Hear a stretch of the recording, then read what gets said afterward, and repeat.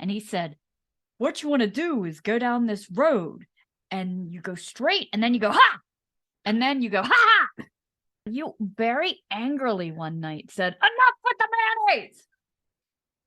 Like the 8-minute opus, Hanka Spinnerus Smirt, which translates into the mind spinner's pain. This is one of 3 tracks. Translates into the podcaster's pain. I told him that The Mandalorian is only exciting when it reaches 88 miles per hour. This is the Snaggletooth Extreme Metal Podcast.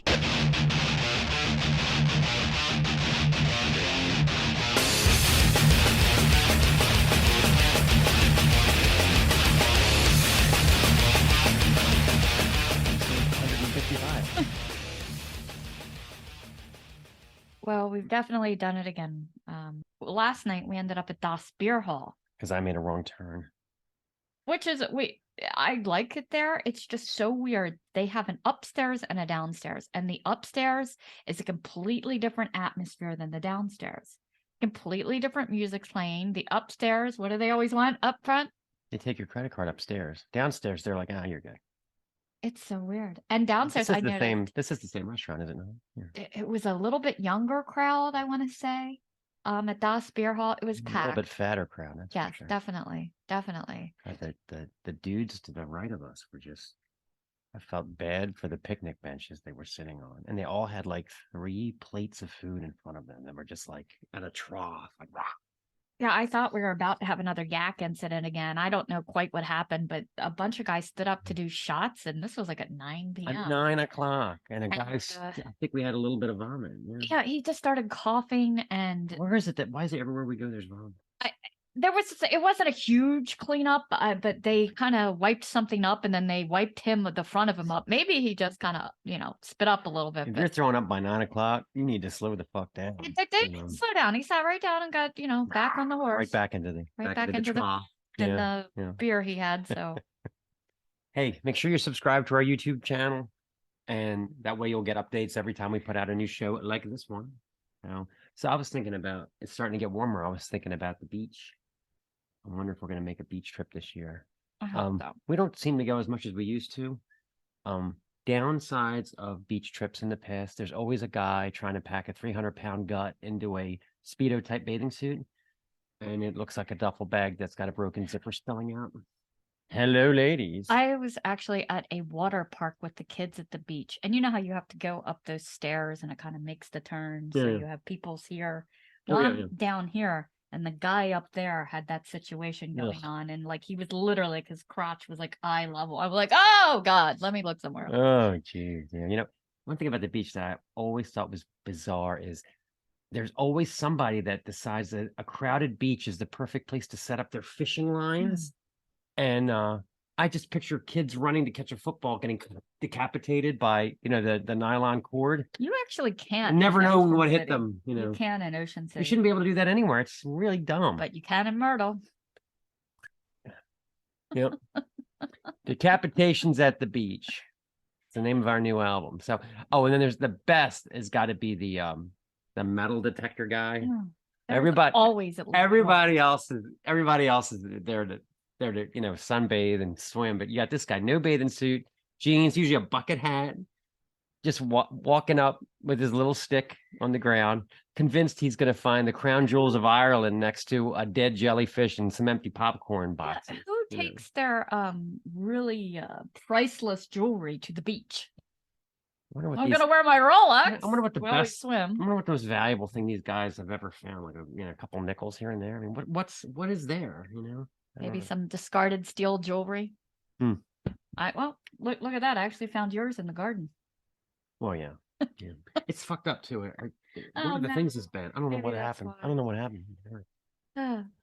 What about the different kids you see at the beach? Oh God, yeah, the kids that insist on making a sand castle that they're so steady at work on it. You think they were getting paid by the hour. Yeah, it's like a full scale replica of Buckingham Palace. And every time somebody runs by, they bitch. Oh my God, they're yelling at waves. They're yelling at people. It's like, why did you choose there to build the Taj Mahal? Come on, when the tide comes in, there's gonna be some tears. Gonna be the end of it. Yeah. kind of a. What about your umbrella woes? That was always an issue for you. Especially Myrtle. We found out in a hurry. The winds are a lot stronger. Your umbrella, of course, it'll wait till you're in the ocean. Will take off absolutely like some kind of projectile final destination moment looking to impale someone down the beach. It's horrible. Is there a final destination murder that happens from a beach umbrella? There's got to be. If there isn't, there should be in the next trillion sequel. But it's just like, and then you're trying to chase it. We had this one that looked like a ladybug, and I was like, chasing it down the beach.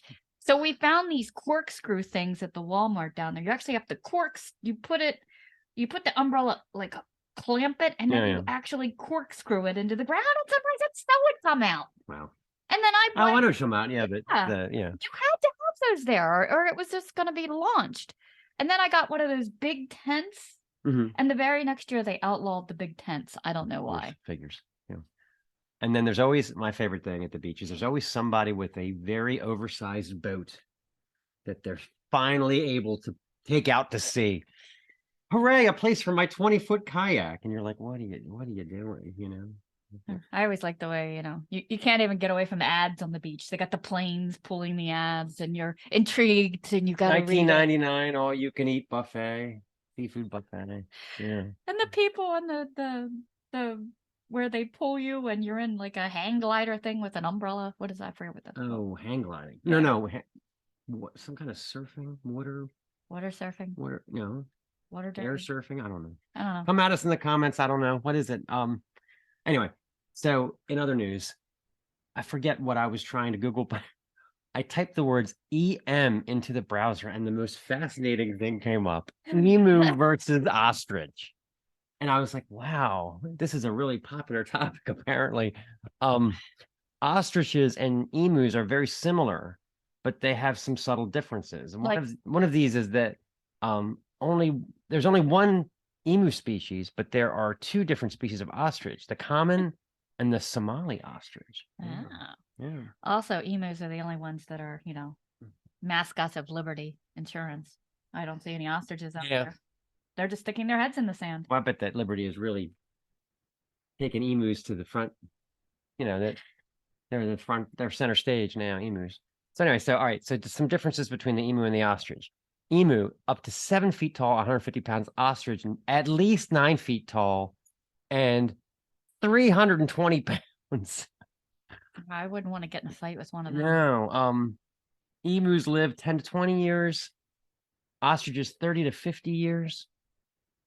Emu's habitat is Australia. Ostriches are in Africa. I thought ostriches were in Australia. I guess not.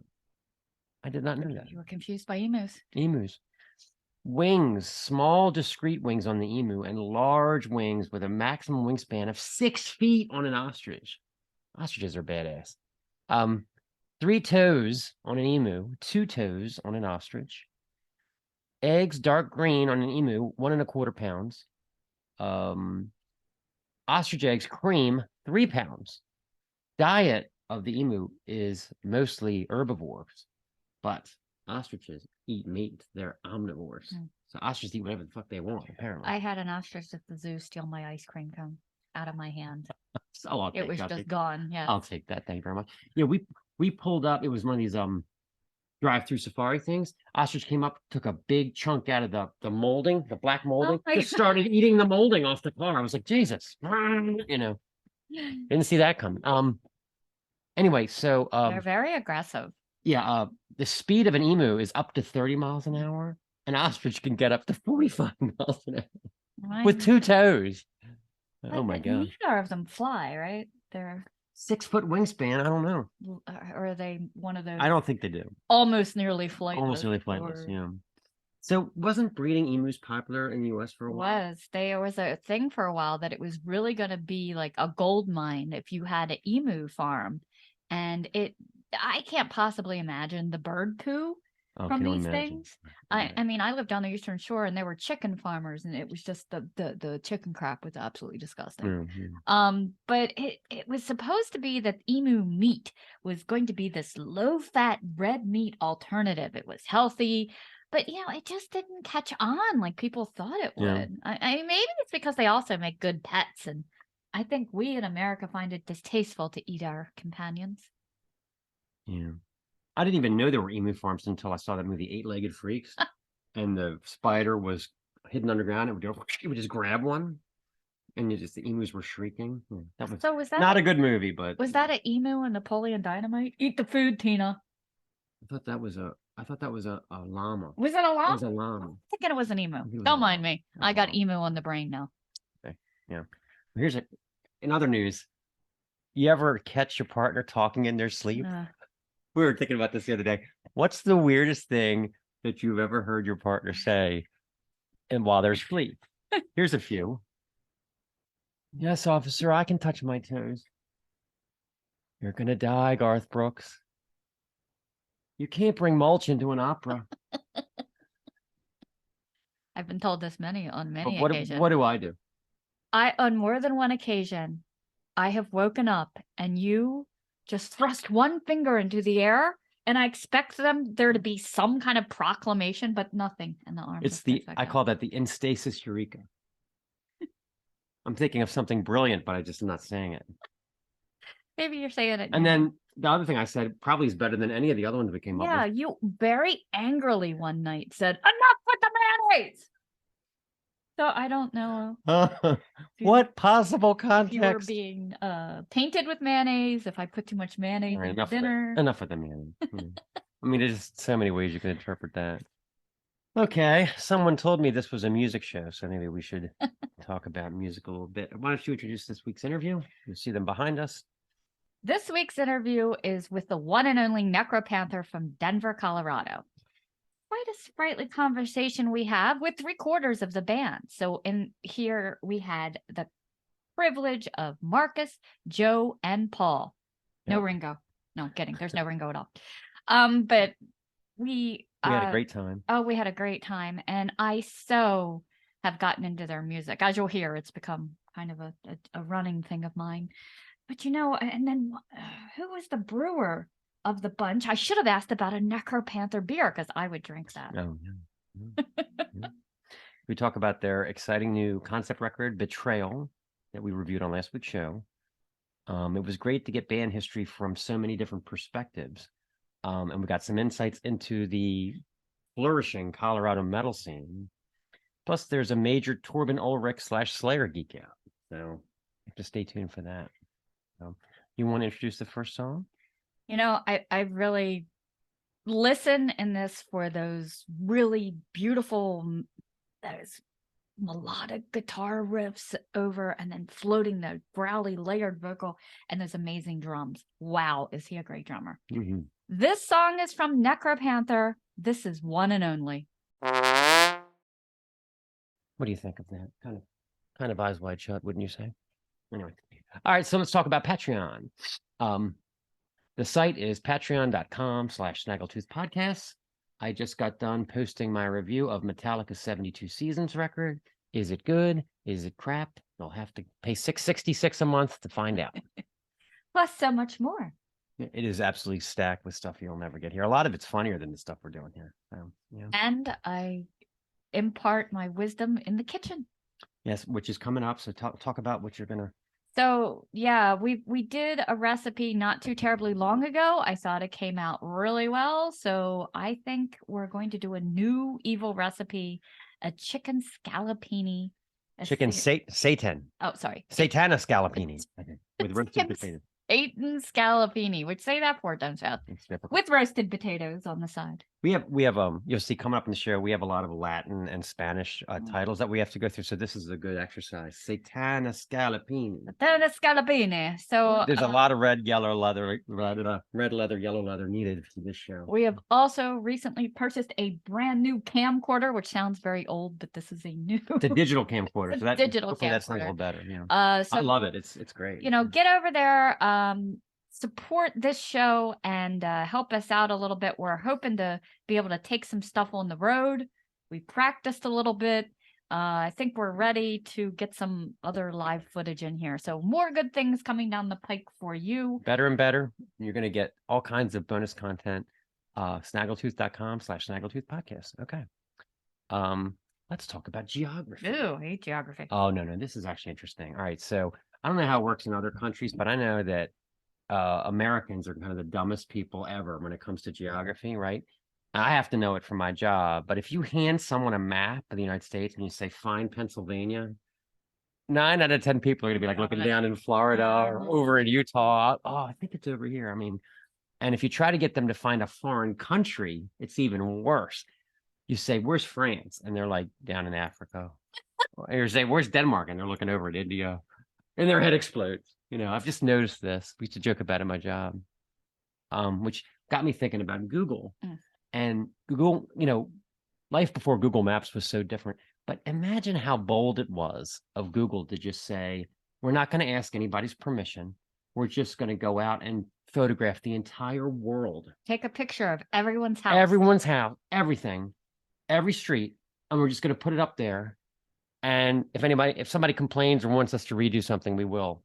I just think that's incredibly ballsy, because if they had waited for your permission, oh my God, it would have never happened. Because think about it.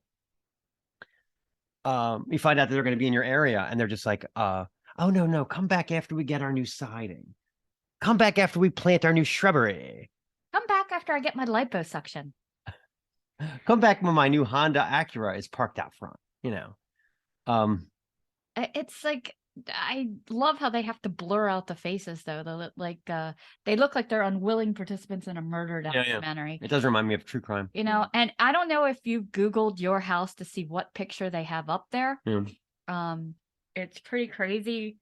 With us, it's not us out front. It's our neighbor who used to mow our lawn. He used to mow it just on his own. He would just mow our lawn. He used to mow the front and the back.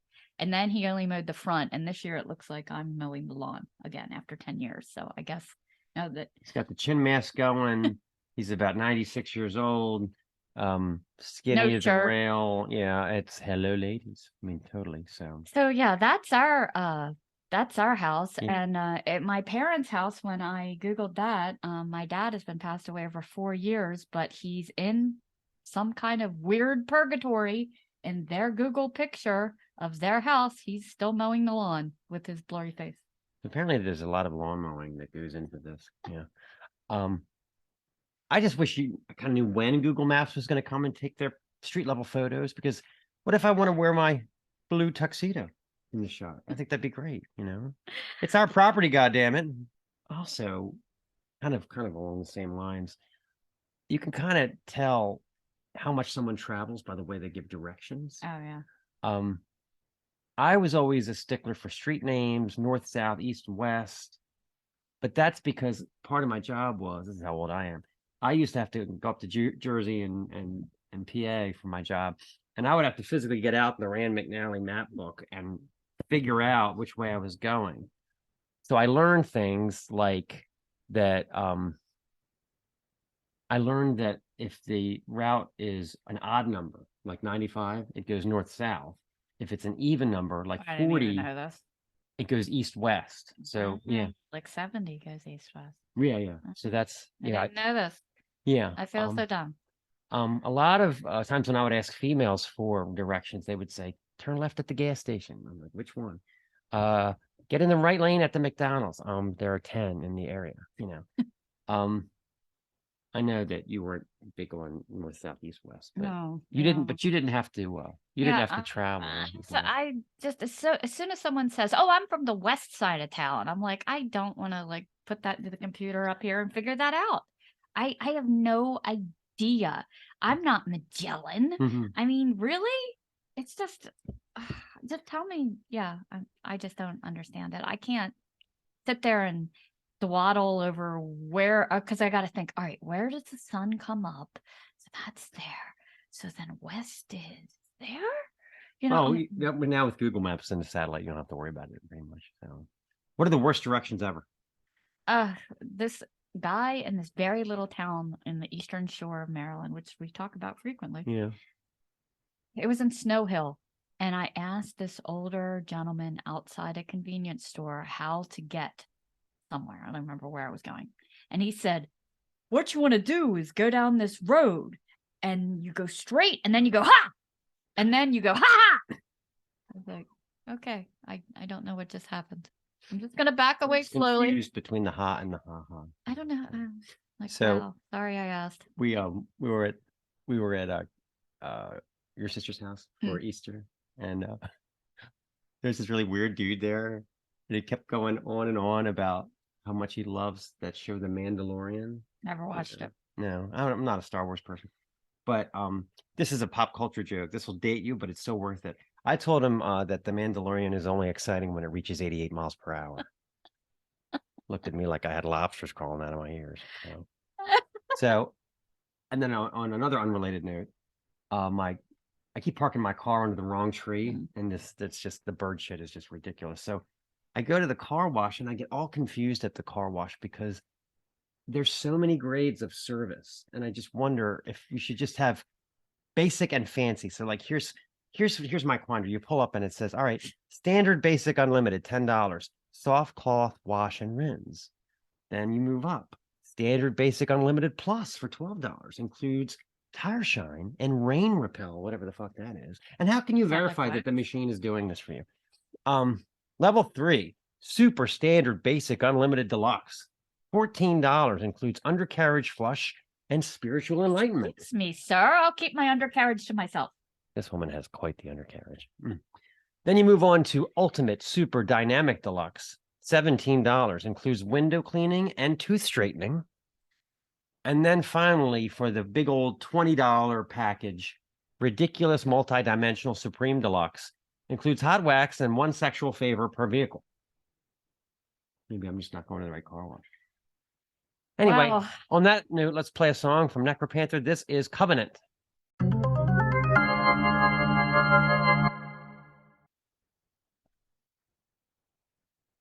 Okay, time to talk about Home Chef. All right. As you well know, a continued sponsor of this show is our Home Chef meal delivery service. Yes. There are many out there. They are all over the place. There's something blue. There's something hello. I've tried them all. Home Chef will change the way that you cook your meals. You will find yourself cooking with fresh produce. You will never buy frozen potatoes again. They make things so easy. You use a lot of cooking sheets, which I recently realized are not cookie sheets. You get your choice of meals every week. When their menu goes live, you have 10 to 15 meals to pick from, as well as you can even alter the current meals with different meats, recipes. Recently, of course, like everything else, they've become an app. So it's very easy. We are getting this week a balsamic rosemary beef burger, a crispy buffalo-style chicken salad, and what I'm making for Patreon, chicken scallopino with roasted potatoes. Everything comes right to your door. You can get 3 meals delivered free shipping for about $65 to $70, depending on what you pick. I like that all the Brussels sprouts and broccoli is all cruelty-free and cage-free. I think that's very important. It's all right to eat that broccoli. It's run around. They let that broccoli run around. Anyway, they are running a brand new special for listeners of Snaggletooth Decay. So click the link and you will get $30 off your first order. Okay, it's time for Campfire. Because streaming services are evil corporations that gatekeep bands from their fans and pay them pennies while collecting millions. This is Campfire. Okay, red leather, yellow leather. Oh, God. The band we are featuring, Campfire, this week is Argentum, and they're from Monterrey, Mexico. The first album is a masterpiece, Ad Interitum Funebrarum, and it came out in 1996. The album title translates to At the Destruction of the Funeral. This is one of black metal's true forgotten treasures. Argentum was in a class by themselves. They formed all the way back in 1989 in a part of the world that was all but disconnected from the extreme metal sphere. and a pretty difficult place to assemble and record heavy music of any kind. I can't imagine what they went through making these records. And of course, in '89, they were originally Burial before they made a few lineup changes and switched over, which I think is a better name than Burial. It's a little weird. But also, I thought it was weird that Metal Archives, you know, that how they'll say if they're together, split up, it just said disputed. Wow, interesting. Which I thought was kind of odd. Disputed. But I thought we're broken up. No, we're not. Yeah, it's because they put out one single in 2020, but that was it. There was no record. So interesting. But beautiful things grow from the crucible of adversity, and ad interium funebrarium shines with a distinctive, brutal beauty ahead of its time. It's over an hour in length. The lyrics are a hodgepodge of, check this out, Latin, Spanish, English, Italian, which sounds like some weird breed of Italian. I don't know. And Creole. So it mixes all these languages, and then it has these riffs that are howling and these hellish dirges, keys, twinkling of sitar, glitter bombs, drums sluggishly dragging us up Golgotha. The very definition of a cult metal masterpiece. Everything about the record is sinister, and there's sort of a handcrafted uniqueness to the recording. It's challenging to describe. It's black and doom death, but that doesn't really do it justice. If you think about Cathedral's Forest of Equilibrium and kind of swirl that in with the earliest basement occult leanings of Absu from Texas, if you're into those two bands, you got to check this out. There's lots of interlaced flamenco style guitar, classical piano, long narratives. Take a listen to the song we're going to play in a minute, Porta Funebra.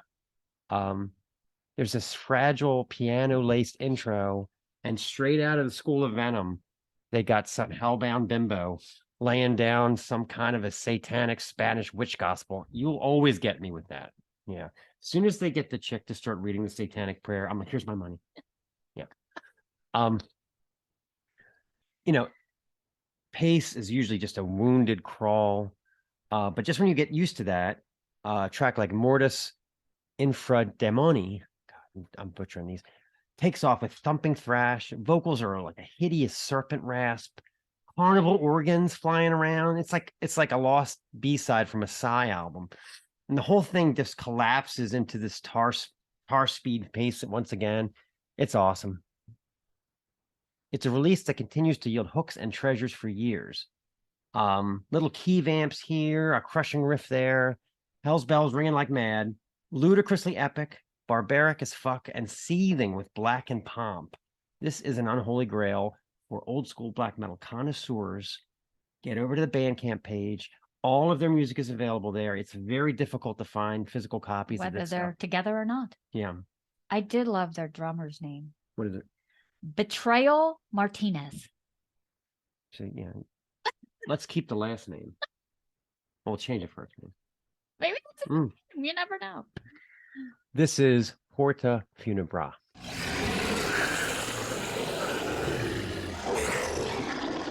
Okay.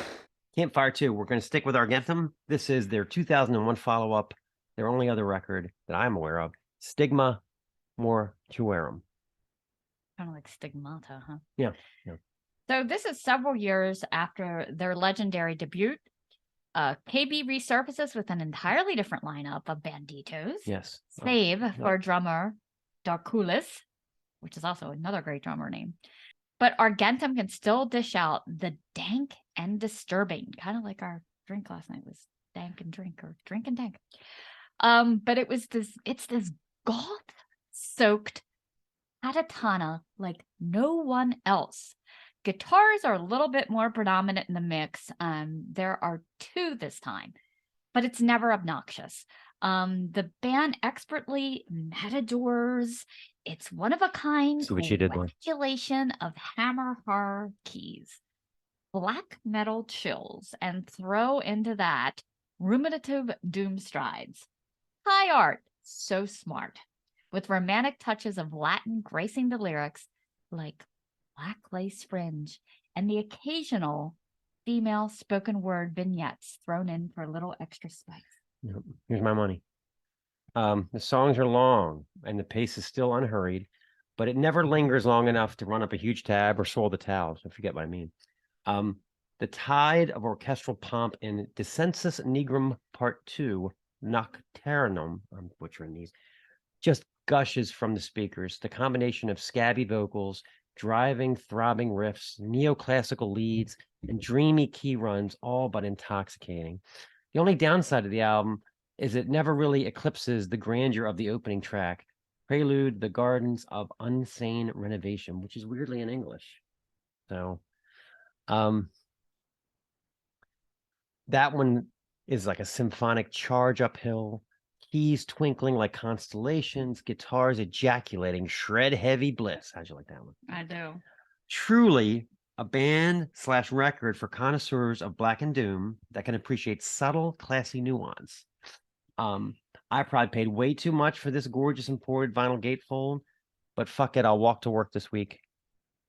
This stuff makes Prime Paradise Lost sound like the Wiggles. So let's play a song. I have to play a song from the first album again, because this is not available on Spotify. But you can go over to Bandcamp and you can get both records downloaded. So this song is from the first album. It's called Mortuus Infra Demoni.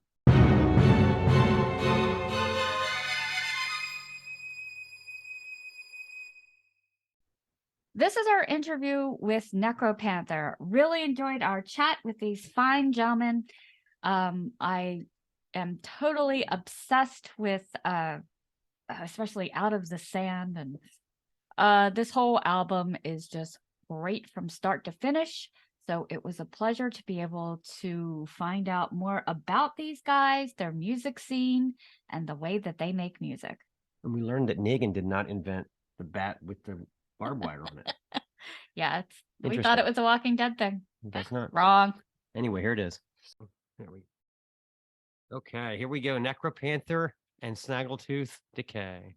So I had right before, we got home from work, I decided to go out for a run, put on my earbuds, and I did a Necropanther run, which I highly recommend, by the way. Yeah, it was great. Right. But it wasn't until I actually listened to you guys in earphones, it wasn't until we got to Death at Hand that I was like, oh, hard panning. It was awesome. Yeah.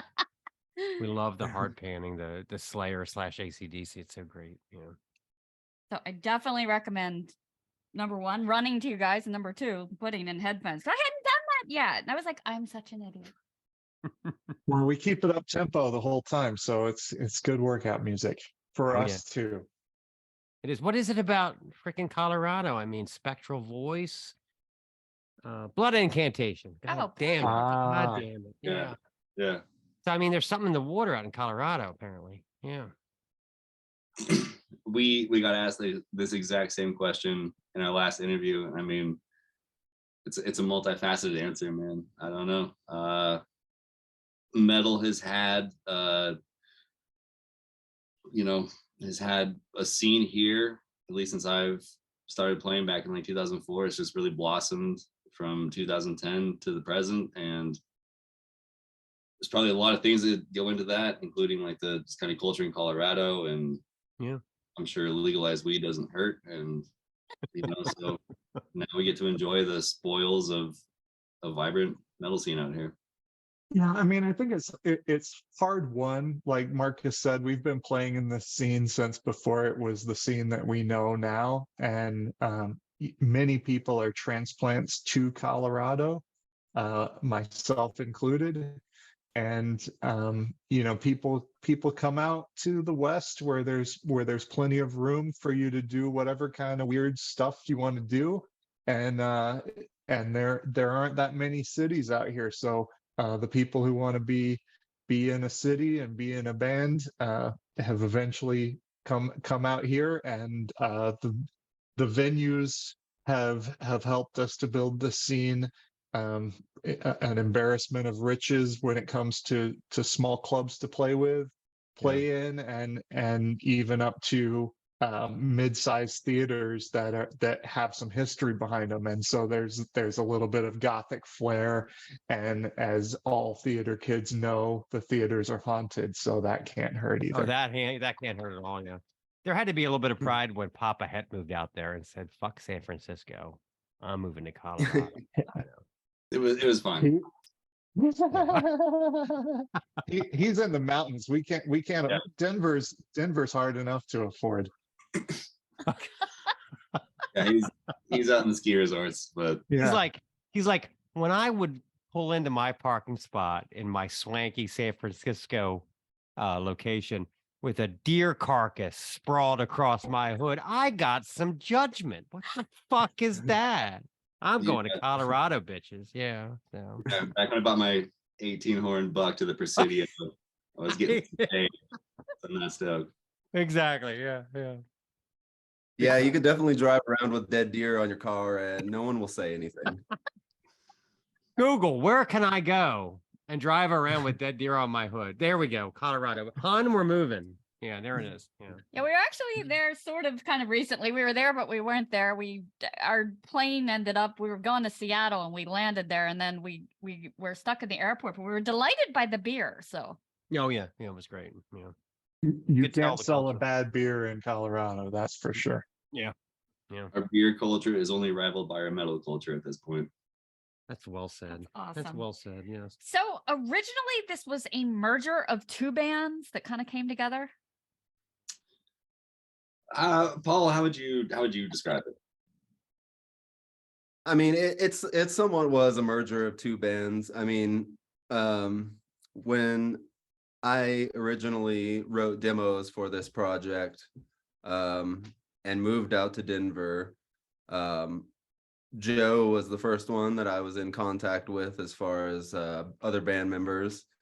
And he kind of brought along the drummer Hoken, and they also brought along Marcus. So, I mean, I kind of got lucky and I'm the odd one out, I guess you could say. Yeah, Hoken and Marcus have been in at least 4 bands together, and Marcus and Hoken and I, this is our second band at least, not counting side projects and covers and goofy one-offs.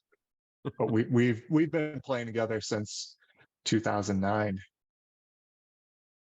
And how did the name Necropanther come into being? Very different. It's a great name. Yeah. I don't think there are a lot honestly, of them around. Yeah, honestly, like I just wanted a fun name that was also metal, so like something that you wouldn't take too seriously, but is also like cool name, and it also sticks in your head, kind of rolls off your tongue. That's kind of what I was going for with the name.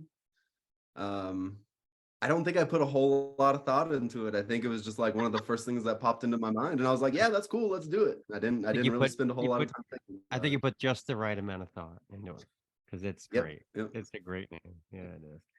Tonight we're interviewing Necropanther. It just says it all. It's awesome. It's become a sort of divisive point for the band where it's become like a love or hate it type of deal. I don't remember which magazine it was, but it might have been like Revolver or Decibel or something that listed us as one of like the top band names that's so bad it's good.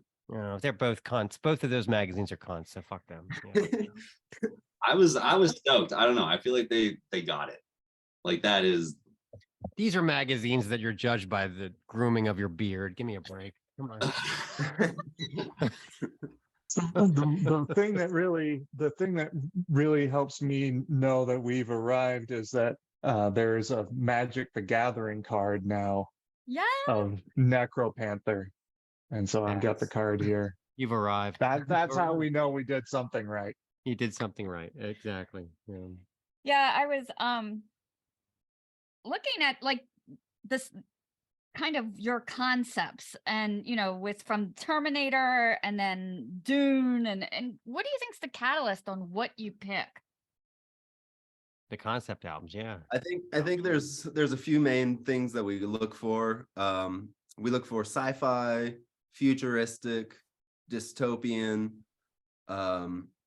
we also like to find worlds and stories that we can kind of build our own or pick what we find important out of, and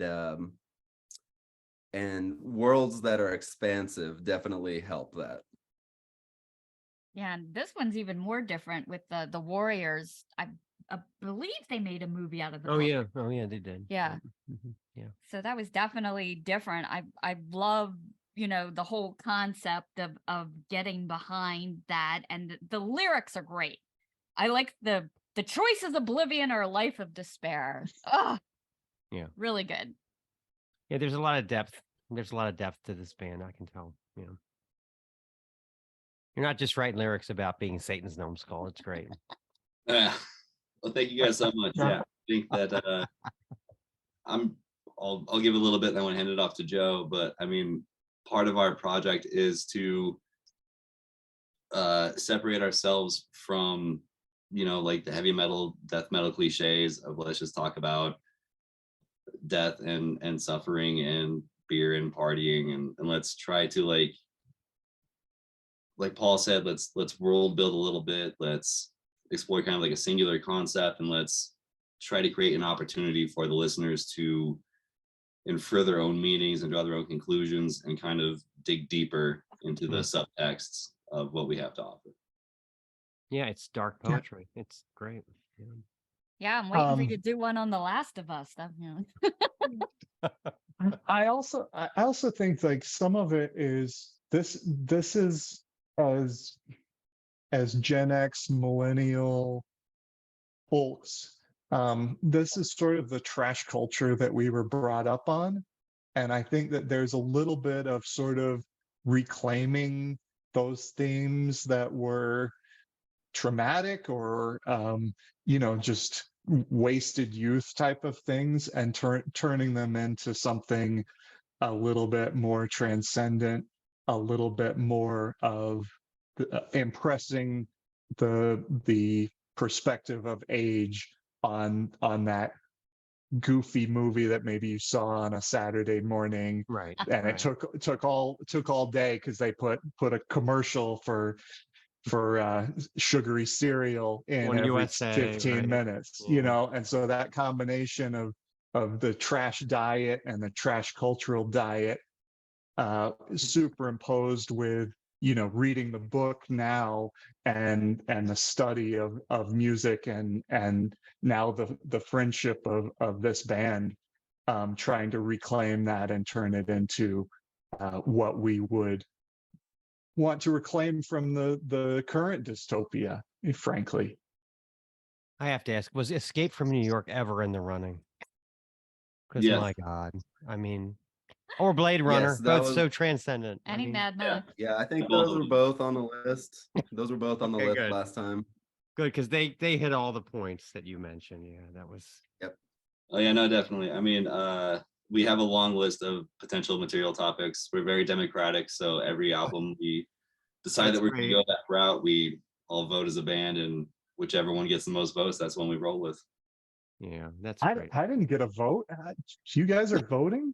Dude, you got to be there on time and sober. His microphone was turned off during the voting. That was what happened. Yeah. So Who wanted Blade Runner? Yeah.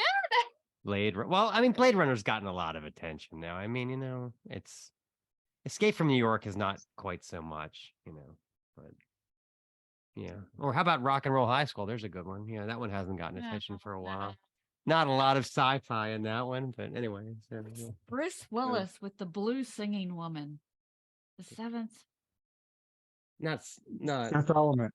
Fifth Element. Element. Yeah, that'd be good. Love that one. So how in the world did you guys end up going to Sweden to mix it? And it was Ghost Ward Studio who had the connection there. We were very lucky. Again, touching back on the democratic process, when we were looking for mixers, David Castillo, who runs Ghost Ward, made his way to the top of our list, and we were very fortunate the timing worked out with him. So I mean, it was a band decision to go there. It's part of our project that we want to have every album have like its own definitive sound to it, but we want it to be top notch to keep up with, you know, as David's other works like the Whitechapels and Carcasses of the world. We want to be at that level as well. So it was great. It was a wonderful experience. David is a pleasure to work with. I couldn't be happier with the output. And I mean, you know, the album prior, we stayed local and went with David Otero here. The album prior had also been in Sweden, in Gothenburg with Frederick Nordstrom. So I mean, we want to keep it. Wow, I did not know that. Okay, we keep it diverse. You know, include American and European influences, and just, you know, progress our sound essentially. Yeah, I think that's right. The combination of subgenres that we bring together in our sound, there are definitely some American influences and some European influences. And so, like Marcus said, giving every record its own unique sound, it's been advantageous for us to do American, European, American, European, and I think that served the music really well. Yeah, the guitars are not very compressed compared to a lot of other releases that play this style. I like the way that I don't want to say they have an analog feel, but they don't have that kind of vector compression. You know what I mean? Or am I completely like dick in my hand, you know? No, you're right on. When we were going for our rhythm tones, especially, I mean, Joe's got an amazing lead tone right off the bat. Yeah.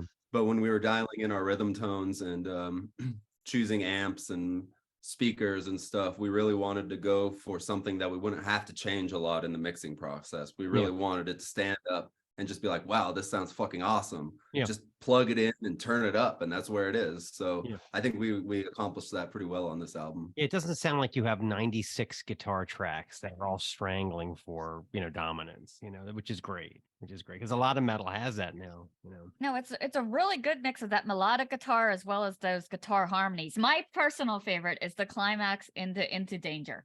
You know, was that hard to come up with that, or it's flawless? That was David Castillo's favorite point too. When we started to give him mixing notes, he said, "Now be careful, guys. This is my favorite part of the record. Don't mess this up." No, what he said is my favorite part. Don't fuck it up. Those were there we go. Yeah. Weird. Okay.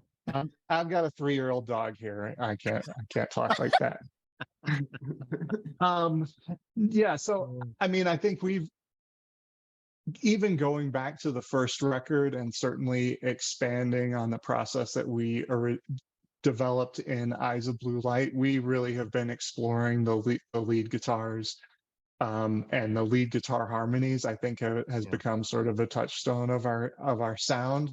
And as we do that, you know, I think we do a combination of, there's such a thing as simple parallel harmonies where it maybe is not even diatonic than the regular Iron Maiden harmonies. And then we've tried to get into the contrary motion type of harmonies and part writing, where even things are going in different directions and maybe a little bit of counterpoint. And so we've had a couple of parts that have been 3-part harmony. So that section is actually 3-part harmony on the lead guitars. Wow. Including Paul playing one of those lead guitars. So that was something new and unique to give it that extra bit of character. But yeah, exploring the different ways to do the harmony lead guitars, and I think you're going to continue to see that in our upcoming output as well. That's great. Now keep it up. I love a solo that has a beginning, a middle, and an end. It's because it's like a it doesn't happen anymore. It was like Thin Lizzy, Iron Maiden, they were the masters of that. Thank you. Yeah. You guys should do the old solo credit thing. Oh yeah. I agree. Remember Solo Hanneman, Solo King? That's worth the printing. I mean, come on. Yeah. I think that should be done. Yeah, we absolutely did. Not that we needed to know that, because we already knew, but still, it's good to have that on the record, So. Yeah, I know he's not here tonight, but Hagen, it almost sounded like he added more cymbal work and more fills this time. And then when I watched that, you guys have the playthrough. Oh yeah. Oh my God. He said it immediately. He's like, that's so Slayer-esque. I'm like, I didn't really hear it until it was just him. Right. Yeah. I love the playthrough. Yeah. So Hogan is a world-class drummer and does things that a lot of people can't do. And it's always a pleasure to watch him do his thing on the drums. Since we were on the topic of, melodies and harmonies and all of that, it might surprise some folks to know that Hogan is one of our largest melodic writers and comes up with a lot of melodies and riffs and things outside of the drums that, this is the third album in a row where we've let off the album with the song that Hogan has written. You've got a Norwegian Neil Peart in the ranks. So when you're writing, what do you always have a jump off point? Is it lyrics? Is it melodies? Is it hooks? Where do you start? It's probably we always the riffs. start with riffs. Yep, riffs. We got to have at least 2 or 3 good riffs to have a song, and that's really where we're kind of keeping our demos at these days. Is like 2 or 3 really good riffs that go together, and then we'll leave that until we can all get together in the practice space and kind of go through it together and really work on it as a group and as a team. That's cool. Do you have to give the jams little names beforehand so you remember? Yeah, like do the songs get weird names before you actually name them? They actually don't get weird names. They just get numbered names. So like numbered names. Okay. My songs that I write would start with P, and so it'd be P1, P2, or P3, and Joe's would be J1, J2, or J3, and so on. Yeah. Until we get into. I tend to give.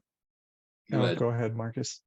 Okay, so until we get into collaboration mode, and then we have to start joining up P's and M's and J's and H's, and then they all get different numerical values. But we still have sometimes like operative terms that will name songs. We had some like, it was like Into Danger, and then like that was just an operative term that became a song name. We had like Thumper at one point. It's just, we have to have ways to like keep them straight, but yeah, it does get somewhat abstract, but we try to keep it ordered with lettered and numerical systems. Cool. Yeah, I will tend to name my own. I'll tend to name my demos, and Into Danger was one that was the demo name before we even knew what that song was going to be about, and so that's great. Yeah. A lot of times if I'm listening to you guys and when the first listen through, I didn't know all the lyrics yet. So I just found myself singing the guitar riffs. Yeah. So you can't name songs that way. Let's do the one that goes. Bah, bah, bah, bah. I used to be like, all right, so I don't know what the song's gonna be called, so I'm just gonna call it Christina Aguilera Sucks. God. Yeah. I think the Beatles also did that when they were working on songs, is they would make up nonsense lyrics and then rewrite them as real lyrics. Because you're forced to change it. You're forced. You make something so insane as the jam title that you can't keep it. Yeah, Katarina from Ask Your Ola Grind said sometimes she just shouts out nonsense over and then it becomes lyrics. It becomes a song later. Yeah, exactly. That's awesome. Yeah. So do any of you have formal music training or are you self-taught? I took like 3 years of guitar lessons when I was like 12 to 15 or so, and that's about all I did. I played in concert band as a brass instrument player from the ages of 11 till like 16, and then started guitar after that. And did you have to wear the uniform, the marching uniform? It wasn't marching band, it was just concert band. So I just had to wear like a white button down. Like in Frank Zappa's book, he had to do that. And he was caught smoking in band uniform, and he thanks his teacher for firing him, for expelling him. He's like, that was the greatest day of my life, that you threw me out of marching band. No, I was hyped. I enjoyed concert band. I enjoyed jazz band and the other organized bands that I had after that, where it was like learning, sheet music, learning how to play as a part of an ensemble and not just a dude with a fucking trombone on his shoulder, and got to learn like a lot of different clefs. And so, I mean, like it was formal in that regard, but as soon as I transitioned to guitar, I was just like, all right, I want to play Metallica. So you can read and stuff? Are you able to read? Yeah. Oh, that's great. Good for you. That's great. I took. Oh, go ahead, Marcus. Sorry. I'm done. I'm good. Yeah. So, and I had a few different guitar teachers. I did learn from a teacher who forced me to learn jazz when I had no interest. Why do they do and that? I had the same thing. Why do they do that? Yeah. I mean, I don't get it. Because it's very sophisticated.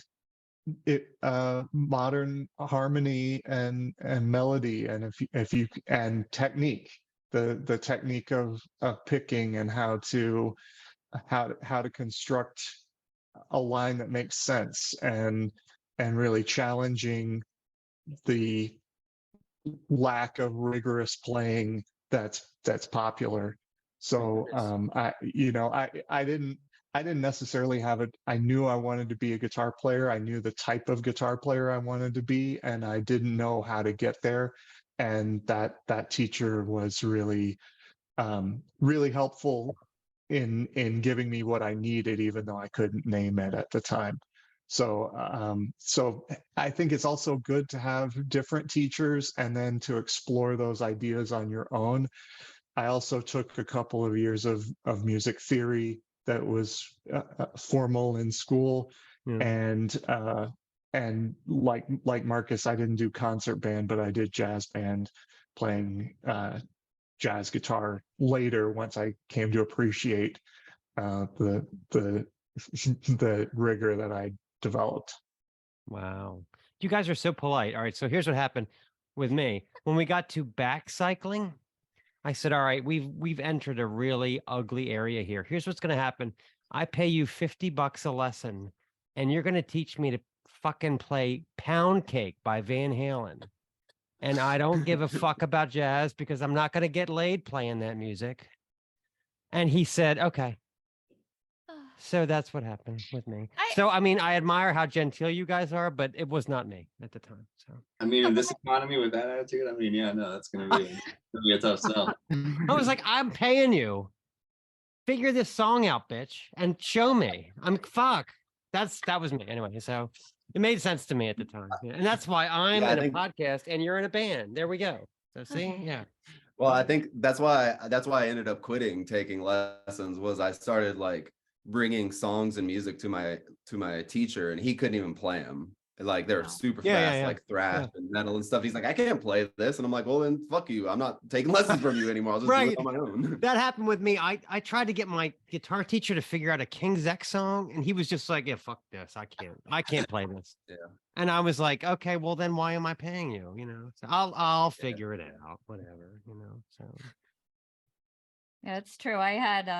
I was always in chorus, and then there came a point in high school where I had to pick between if I was going to be on the newspaper or chorus, because it was the same period. And I ditched chorus, and I cried. But I was like, I got to go with newspaper. And my teacher even came up to me. But I think it's important to get those good bases. But it's good that you learn chorus, because you actually know when you're flat, when you're sharp. Oh. That was all I got out of guitar lessons. Good to have some training. Yeah, I agree. Anyway, yeah. I digress. Anyway, sorry. You guys should be in this conversation too. Yes. Oh, I did the opposite. I ditched home ec to join jazz band. Guys, I have the most metal backstory. Like I had like straight A's in school, except for religion class. Religion was always a C. And my parents were like, what's going on with religion? I'm like, I don't know. I guess I'm a Satanist. I don't know. Yeah, that was in 8th grade. So, and it's only gotten worse.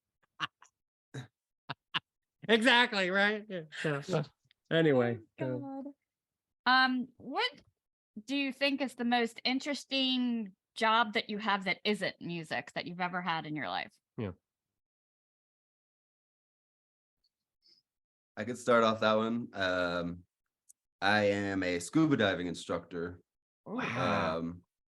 And I lived in the Cayman Islands for 3 years, from about 2007 to 2011. Laundering money, of course, obviously. Right? Laundering money, all the money that I'm making as a dive bum. That's why you're a Necropanther. Exactly right. The $1,200 a month I was making living in Grand Cayman.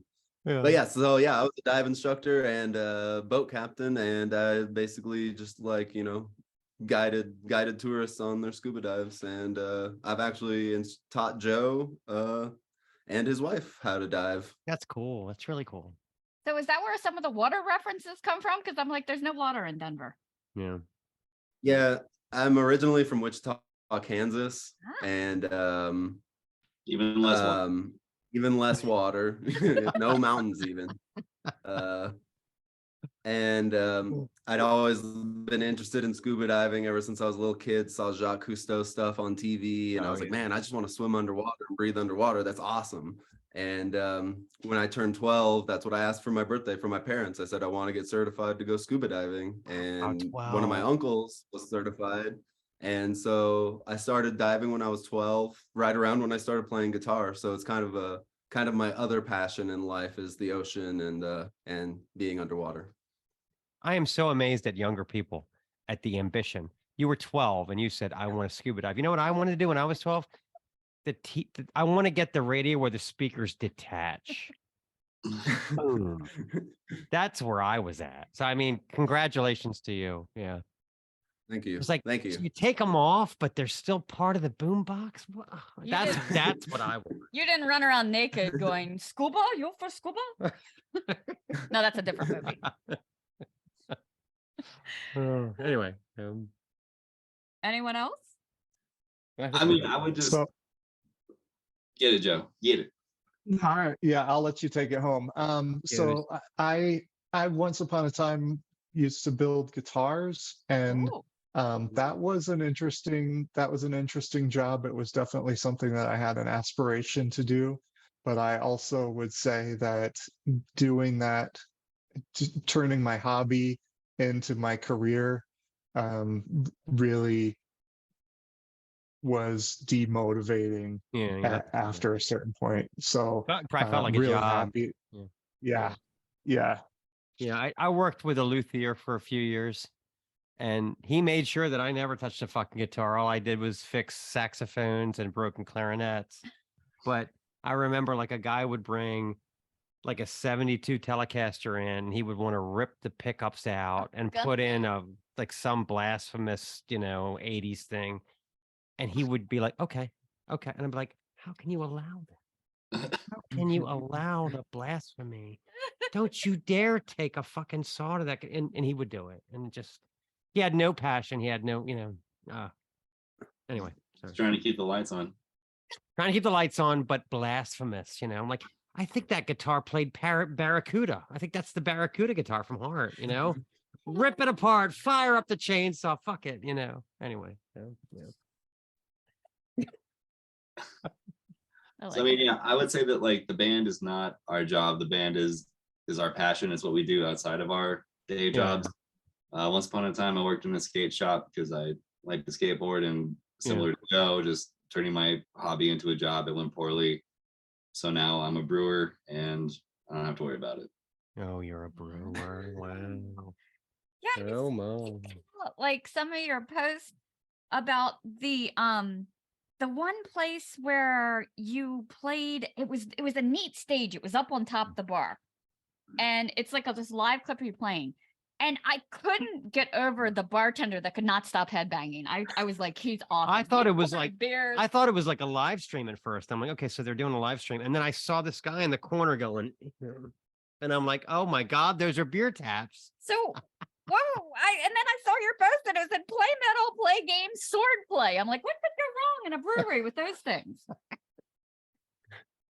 Yeah, exactly. That was awesome. I don't know. It was a really cool watch. Yeah, it is. Yeah, it was really good. It was good because I didn't have a whole lot of you guys live to kind of digest. So that was a good one. So back to this wonderful art by, I guess it's Max Sherman. Is that kind of Lucille style bats like from Walking Dead type in there? I'm afraid I'm not sure what you're referencing. Oh my, it's really dark. Does anyone know about Lucille on the call? No. Yeah. Oh, I know the BB King Lucille. Oh, Well, yikes. So in Walking Dead, Negan. yeah, I know who it Oh. is. Yeah. Those bats are used to beat people's heads to a pulp that don't conform to his Or just But- on a whim. whim. Yeah. Okay. So yeah, and it's So anything with barbed wire around a bat is going to be associated with Walking Dead probably from now until the end of time. So yeah. Okay, now I hear you now. So I mean, no, that is not specifically a reference to The Walking Dead. Just as we were writing this album, exploring the thematicism of the Warriors, it's all, super urban, like 1970s New York. You Like New obviously York, have the gang, the Furies, the baseball dudes with painted faces, carrying bats around, all that shit. As we were sourcing our material for the album, looking at the Warriors movie and then the Warriors book, and then some of the stuff that the Warriors book brought into it, like Moby Dick and, obviously like the Anabasis by Xenophon, we were really stoked on incorporating all these disparate sources into one like uniform storyline. So the concept behind the art there is you have like the kind of the ancient Roman shield representing the Anabasis, the spiked bats representing sort of urban, sort of just kind of grimy, like street sort of warfare type shit. Yeah. So we wanted to incorporate all of that stuff into the music and into cover art as well. And it was the 20th century. They didn't have the pitch clock back then.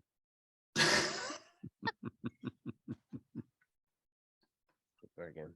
All right. So we have this little game. I guess we should have everybody pick 2 numbers. Yeah. Okay. So everybody, normally we do 5 for if we have one person, but since we have a lot, everybody pick 2 numbers between 1 and 100, and they'll correspond to random questions for you. So who wants to start? 27. Okay. And one more. Oh, I get to pick 2 in a row? Everybody Okay. gets 72. Okay. All right. So we'll start with you. Number 27. What is your favorite play from Shakespeare? It's got to be Hamlet. Ah, good one. Yeah. Anything with a skull. Yeah. That's good. All right. Number 72. Well, and the original literary Goth. Throw off thy knighted color. My answer to that question makes people separate from me, and I go. God. I always say, I think Titus Andronicus is really romantic, and people are like, "Check, please." Who the fuck is this guy? Yeah. Anyway, sorry. Yeah. All right, you pick number 72. Would you pick M&Ms, popcorn, or or them mixed together? If you had to pick M&Ms. Definitely M&Ms. They're the tidiest to eat, and they're the tidiest afterwards. It's funny. He has this way of eating Takis because he doesn't like to get the stuff on his hands. So he'll put it in a cup and he eats it like out of a big But cup. then it gets in my eye, so it's no solution. Yeah. All right. It's a saline solution. Modern problems require modern solutions. Right. Moving forward. All right. Who's next up? I'll take a crack at this. Give me Okay. 11 and 29. Okay. All right. Back to 11. If you could instantly learn a language without studying it, which one would you pick? Ooh. Latin.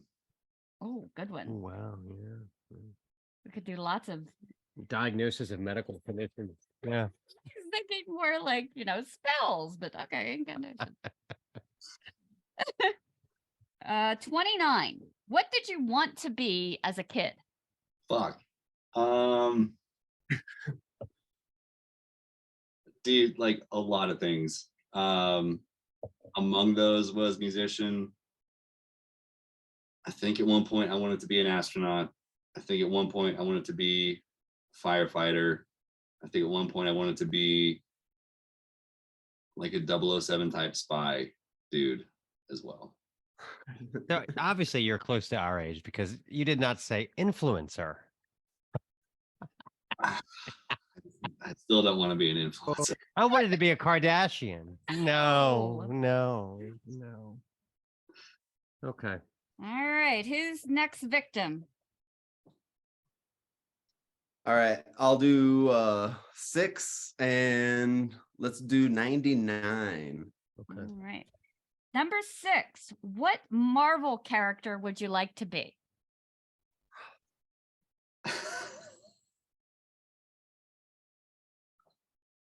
I don't know. So I'm gonna have to go with Nightcrawler. Ooh, Okay. Old I school. like it. Yeah. Creepy.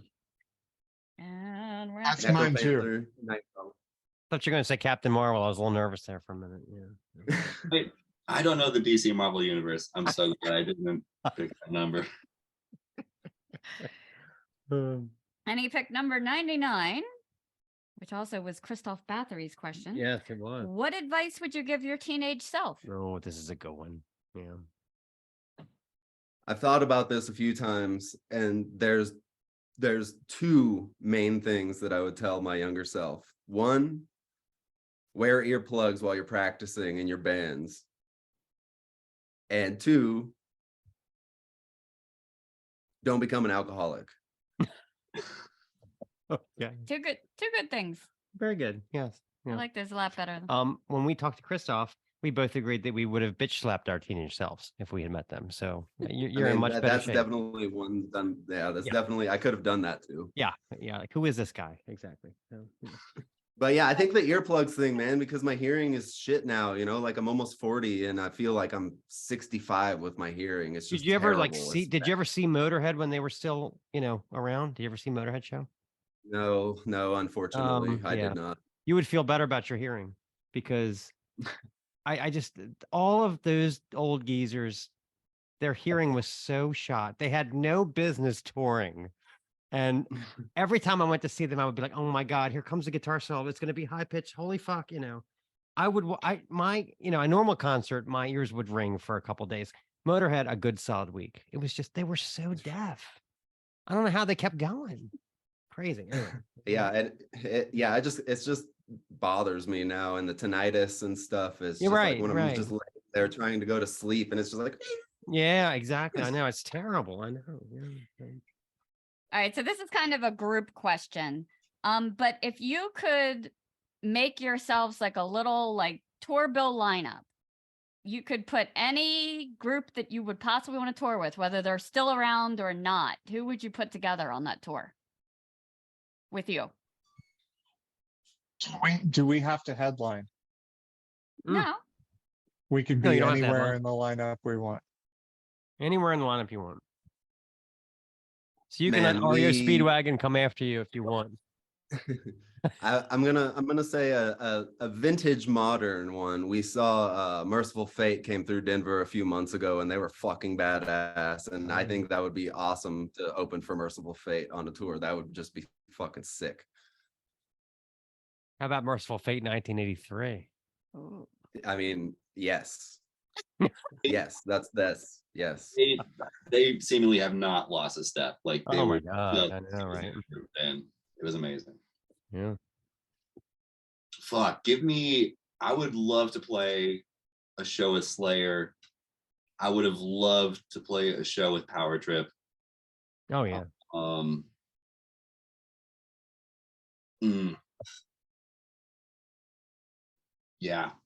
Yeah, that's what I got. Slayer, Power Trip.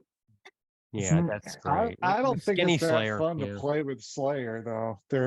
You get Slayer yelled at you the whole time you're playing. Yeah, and I am part of the tribe, are kind of passionate about Slayer. Yeah, we are. I would not be yelling Necropanther. I'm sorry. I love you guys, but I would be yelling for Lombardo. Yeah. So We would yell for you. I saw Slayer play in this. It was during the God Hates Us All tour, and they played in this club that had a big fucking chandelier. It was like one of these like places where you get married, you know. Or have And they destroyed the place. It was great. They didn't play any of that new shit. They played all Rain and Blood and Hell Awaits. It was great. But yeah, I mean, it was a weird time, the late 90s. It was weird. Yeah. No, I'm with you. Like I would be playing in Necropanther opening for Slayer, and I would be on stage just yelling Slayer. Like I would be in the exact same. Have you seen the Big Four thing where they're playing in like Russia or Yugoslavia or something? And you can just tell that these guys that are like working in a steel mill in Russia or, you know, Czechoslovakia or whatever, this is the highlight of their life that they're going to meet Tom Araya. And these guys come up to them and they can't even talk. They just start to cry. And Araya goes, I know, dude, I know. And Kerry King's hugging him and he's like, it's all right, man. I know. And that would be me. I'd be like, I'm at dawn they sleep. I don't. It's I mean it's heart wrenching in a way, you know. And of course Lars is like, you know, Lars is being Lars now, but yeah, the Slayer guys, they get it. They get it. Yeah. I like Torben. I would say to delete that. I like Torben. What is Torben still alive? I mean, my God, what's going on with Torben? He was already like Lord of the Rings, like 1,000 Joe years has said it before, but he is the hero of that movie. And when he says that, I would say delete that. That is the climax, the hero of the movie. Well, there's a few heroes in that movie. There's that, and then there's when Bob Rock goes, we are gonna have to work a little harder. And they're all like, what? There's a little bit of Bob Rock. Yeah, I mean, there's several heroes in that movie. It's definitely not Phil the counselor. He's not the hero. He's the cancer in that movie. Yeah. Because he's like, I'm going on tour, dude. I'm moving in. And they're like, oh, whoa. Maybe not. Yeah. He's like the girl. He's that girlfriend that like creeps in, like all of her stuff gets moved in overnight. And she's like, yeah, I'm living here now. What are you talking about? No. That's so good. You're the first person to ever said that. That's exactly what it's like. It's like, I'm here. I waited outside your apartment all night. And you're like, why? Well, back to Necropanther. Yes. Is there any chance of you guys getting a tour together, maybe? Coming out this way? Maryland Death Fest? Hello. I mean, it's not booked now. We are definitely roadworthy.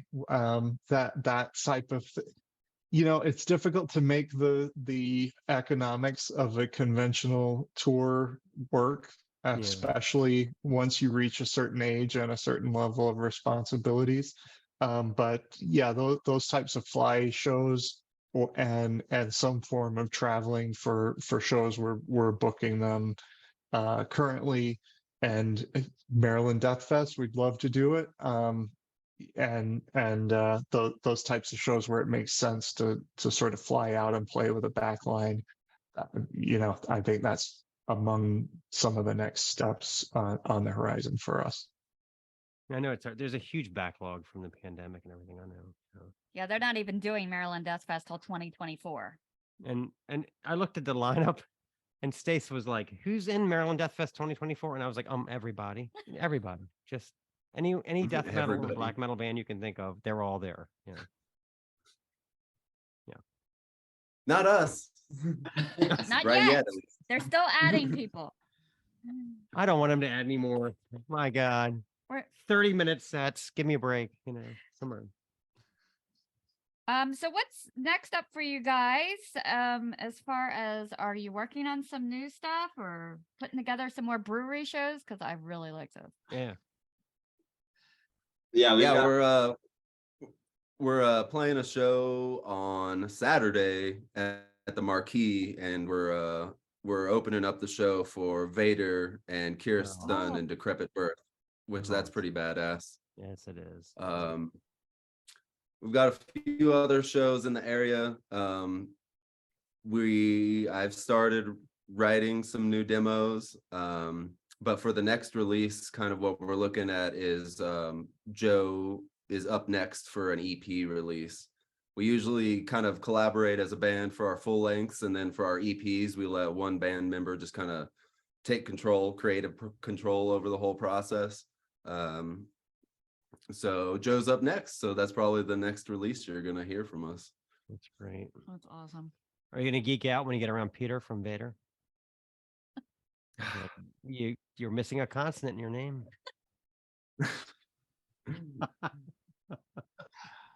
Dude, Yeah.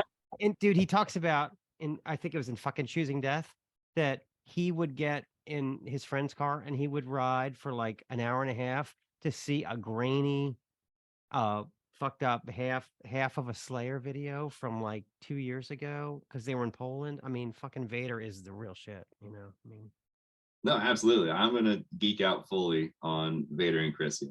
Like I adore both of those bands. I'm beyond stoked to. That's great. Like I was kind of like cool because like, all right, let's like get our shit off stage. Like I want to see, I want to see this other guy. Hey, never mind us. Let's watch Vader. Yeah, exactly. Yeah. Oh my God, so great. Yeah. Well, if you guys come out this way, remember, do not skip Baltimore. Yeah.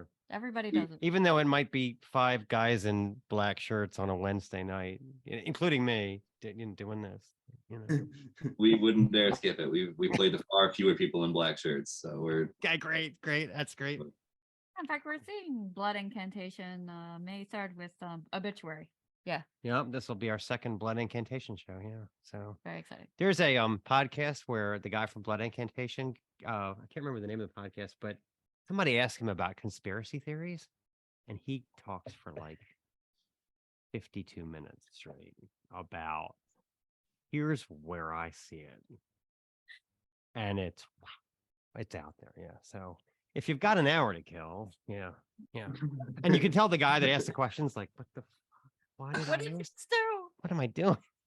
I can't get a word in edgewise. Yeah. So all right, guys, this was great. We had a great time. Thanks so much. The sounds of decay!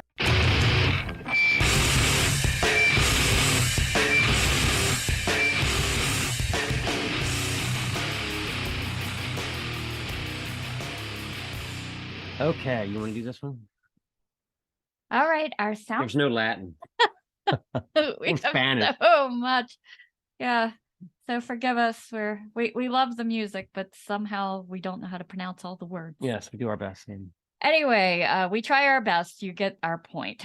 So here's another great one for you. Sounds of Decay 1 is Hate Spear. This is Hatred Reborn. These are the Danish gods of groove and death have returned with their 9th record in 20 plus years, and every single one of these is a quality record. The band shows little evidence of slowing. Guitar mainstay Peter Lees Hansen has seen the band through multiple singers, drummers. Christ, he has replaced just about everybody multiple times, and the band's sound remains steadfastly earnest. That's true. It's packed with groovy thrash riffs, eloquent solos, and death-obsessed lyrics performed in the wolfiest of manners.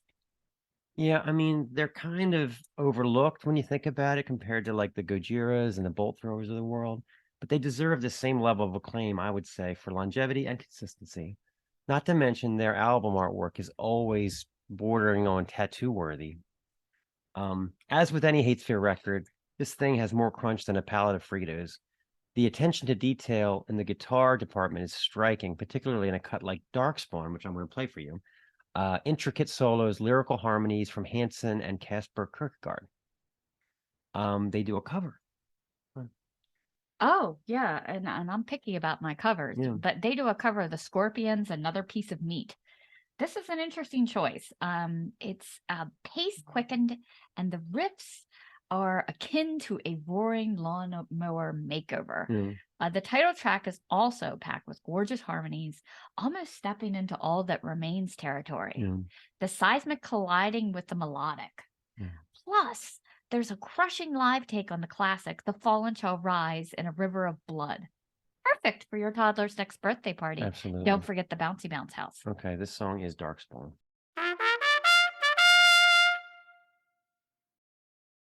Okay. All right, at this point, I'm realizing this is probably our most challenging episode we've ever done in terms of just pronouncing it.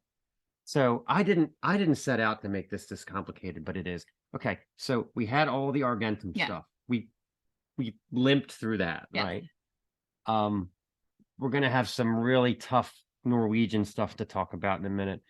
This band, Hoplites, the album is called Eaten Up.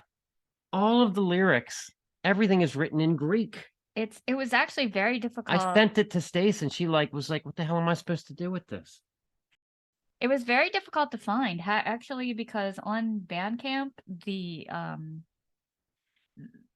album is in the Greek letters. So I actually had to cut and paste it into Google Translate.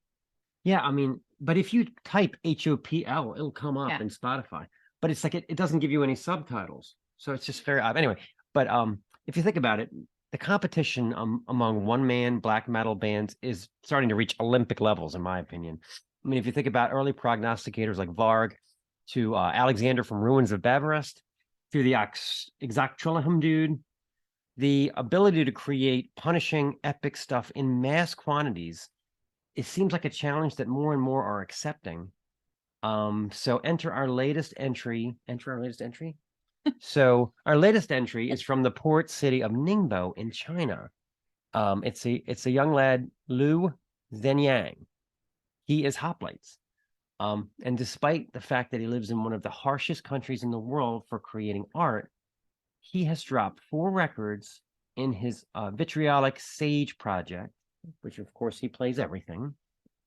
And now his second full length with Hoplites.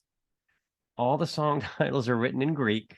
According to the Metal Archives, he's a linguist focused on the language history of Sino-Tibetan languages. Does this guy ever sleep? No, I think he just creates 24/7 and humbly just goes by JL. So, if you put Hoplites into the Google machine, it says that they were Greek soldiers. There's a name for Greek soldiers. And the album title equates to Eaten Up. So it's 10 raging tracks, 38 minutes that combine a sort of blast beat crazy bedlam laced with slit throat rasps and nasty dissonant riffs at ludicrous speed. So think about Portal locked in a steel cage match with the guys from Converge. Pretty intense. And at least you'd be in the right ballpark, you know. We're only at April. We're not very far into this year, but this is one of the more intense platters we've heard. It doesn't even leave off any tacos. That's how intense this platter is. It's quite a platter. Yeah, you can't just take one listen to a cut like You Are Burning, and you'll either fall in love or run for the door. So it's just got this clobbering percussion, choppy metallic aggression, blast beats that seem to go on for days. My arms are just sore from imagining it. Yeah. Talk about your arm workouts. Yeah. And it has these strangely alluring guitar segments that blare like air raid sirens. Mm-hmm. He lists only a few sentences of lyrics. This is very Deathspell Omega of him. Very. But what does come through is pure dark poetry to match this rich diamond-studded racket. Hard to pick a winner since the whole thing thrashes by so quickly. Like if you blink, you might miss it. But Wound may get the nod just from being the pure controlled bedlam on display for 4 minutes and 55 seconds. One of the album's longer cuts, which includes a blistering, sweet melodic guitar solo. Obviously, the young man is superbly talented. So get caught up with the Hoplites before you end up 3 albums behind, which could be next week at this rate. So, okay, let's play a song from Hoplites. This is You Are Burning.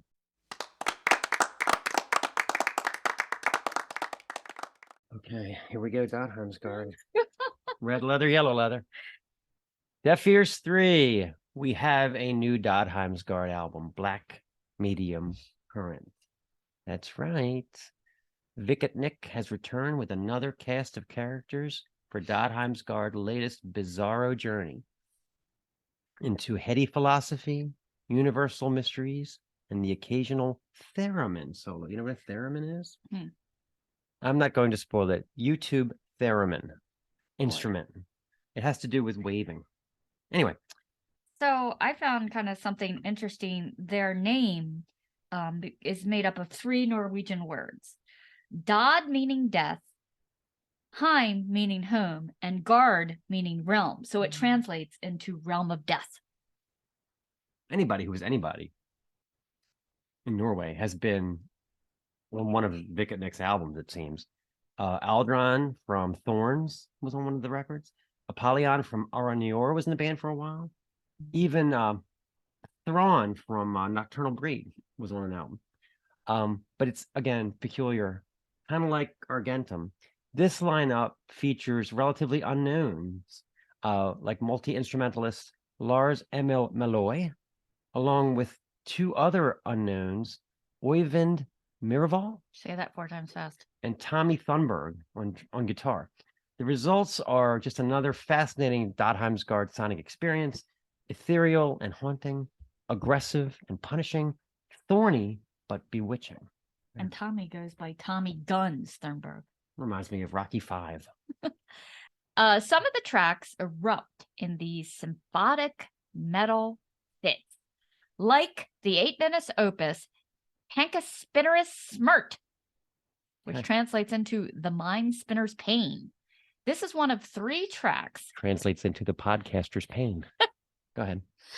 This is one of the 3 tracks sung entirely in Norwegian as opposed to English. Why are 3 in Norwegian and the rest in English? Why is this? Who knows? Yeah. But as usual, there are plenty of jaunty stop on a dime changes, drums falling away. It almost invokes Floydish melodies. Yeah. But they're swelling into a chill bump inducing exercise and power pump to close things out. Dodheimsgard's style reminds me a lot of 70s prog bands like Yes and Jethro Tull. It's one of their key elements to their style is they often forgo subtle mood shifts in favor of jarring changes. They like to just stop on a dime, drop a whirlwind variation in tempo, in key, in vocal style, even arrangement. This album's weird as fuck. About a minute into the triumphant mid-pace of Interstellar Nexus, Vicket Nick goes into his scowly vocal mode, and these funhouse guitar melodies come out of nowhere, like something from the Pothead Pixies era of Gong in the 70s. And then it's gone. They're back into a charging synth-heavy trapdoor. It's craziness. So the production is massive. Vicket Nick produced it himself. Seems like every album is just getting more and more expansive, from the orchestral bits to the really handsome bass tone. I love it on this album. And the ice-like piano segments, rising and falling. These layers of gloom are arranged methodically and carefully. Do not expect to fully get this labyrinth of black art right away, but you'll find solace in the fact that every spin from the new Dodheimsgard album reveals more diamonds coming charging out of the speakers. So this is one for the eons, and we're going to play a song that actually is in English called Interstellar Nexus.